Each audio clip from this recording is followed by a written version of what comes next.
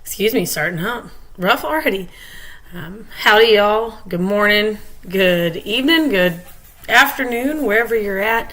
My name is Kayla Rowe. I'm the client account consultant here at Opus Management, and welcome to Water Cooler Wednesday.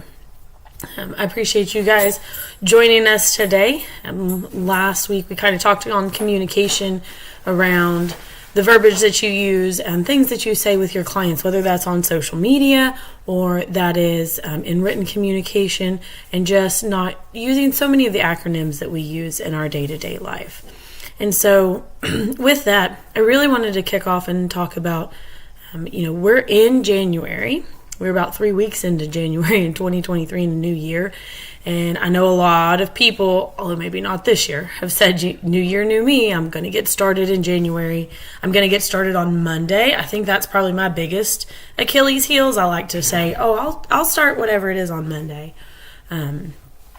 But really talk about setting some goals, whether it's with your team, if it's with you personally.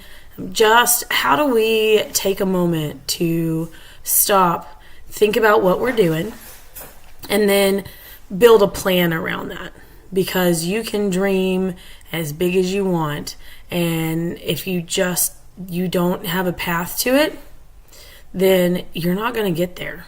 You may stumble along and pick up some things here and there, but you won't always have the opportunity to make it where you past your goals. So I personally show horses on my downtime, and in that, I was talking to a trainer the other day, and they brought up a really great piece of information. So they had looked at some studies from some of the business schools, and did you know that only 3% of people actually have written down goals with a plan? About 13% of people have unwritten goals, so they kind of know where they want to go. But for the majority, 84%, there are no goals. There is get through the day-to-day, and we're going to see what happens. There's a lot of want-tos, and I dream of being successful one day, but there is not a written down, structured out goal. And that can be hard. So really thinking about 2023 and what we're doing. I've taken the first, and I'm a little late, right, 18 days to start structuring out what my goals are and what my plans are for 2023, whether that be professionally or personally. I really, wanted to get clear on what those things were. So I started with a list, and I let them be very large and very vague, and then I started to whittle it down. And when I start whittling things down, I tend to take a page out of the book that is called The One Thing and break them down. So what's the big goal? And then how do we break that down? So if I have a someday goal that is to to run my own company, how do I break that down? So we go from the someday goal to what does that look like 5 years from now? And what does that look like 1 year from now, 1 month, 1 week? And then what does that look like today? And as we break those things down each day, it gives us clarity on what we need to do. So there tends to be just that one domino that will get things rolling. I know for me, there are some simple things in the morning that if I just stay on track, makes my routine easier, and it makes me much more successful throughout the day with what I am doing. So as we step through that, getting really, really smart about what those goals are and what that one thing is will help you create the habits. And those habits that you're creating day to day will actually get you to your success. A lot of people, when we start talking about professional goals, really want something that they can measure. And I think having the ability to measure what your goals are and how close you've gotten to them is really big. So we look at a system that's called SMART goals. So and here we're back in acronyms, right? Like we talked about last week, but I'm going to explain SMART goals to you. So with SMART goals, you've got to get specific. So being specific around what it is and what you're going after, and having it be measurable. So here's our M. So measurable If that's, whether it's a money goal, whether it's a weight loss goal, whether it's a number of accounts, a number of locations, a number of employees, getting specific or getting measurable on that. Once you've gotten specific around, I want to grow my business, I want to grow my social media following, I want to grow my bank account, my retirement account. So we've gotten specific, we're going to get measurable. Then we want to make sure that, it's attainable. And when I tend to start small, right? I don't always believe in myself in the beginning, and I don't always go for something huge and big. So when I think of attainable, I think of, what's going to be actually achievable.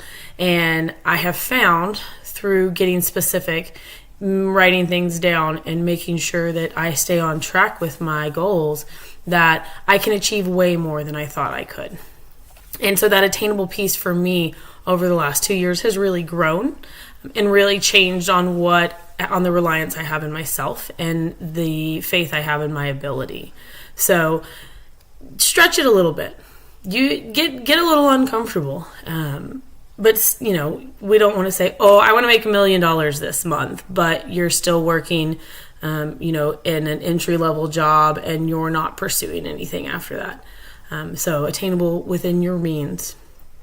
Then we also want to, once we've mastered past that piece, right? So specific, measurable, attainable, we want it to be relevant to what we're doing. So why is this going to be important to you?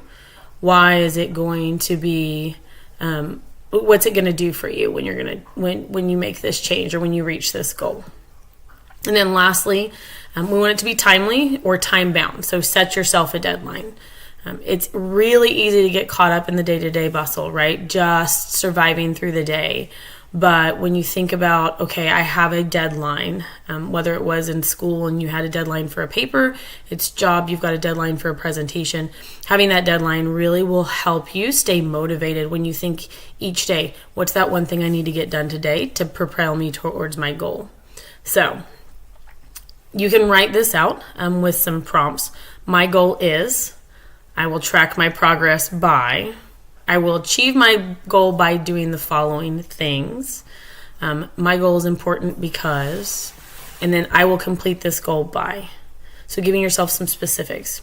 This also helps you give the framework for your team. So as you're talking to your team, helping them to dig through and build this out will encourage the buy-in piece, right? So not everybody likes to be told what to do. Heck, I don't know that any of us like to be told exactly what to do.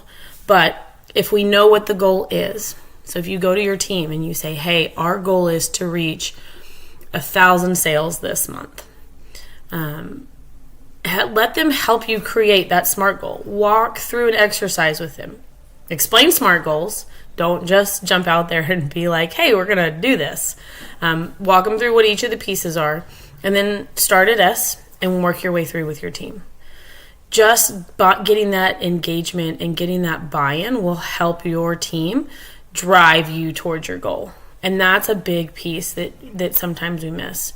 In my previous life, before I came to Opus, that was the hardest thing. Being told what the goal was and not being allowed to find my way to it was really hard for me. I like to think outside the box. I like to find solutions that not only work for me, but they work for other people and that we can duplicate.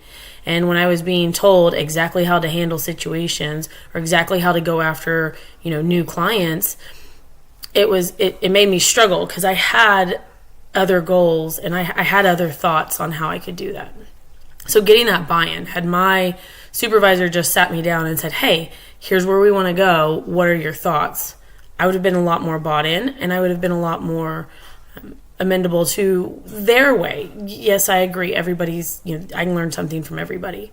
But I also came with a ton of experience and I felt as if I was being brushed off and that I was not being allowed to be my true self and bring the reason I was hired to the table.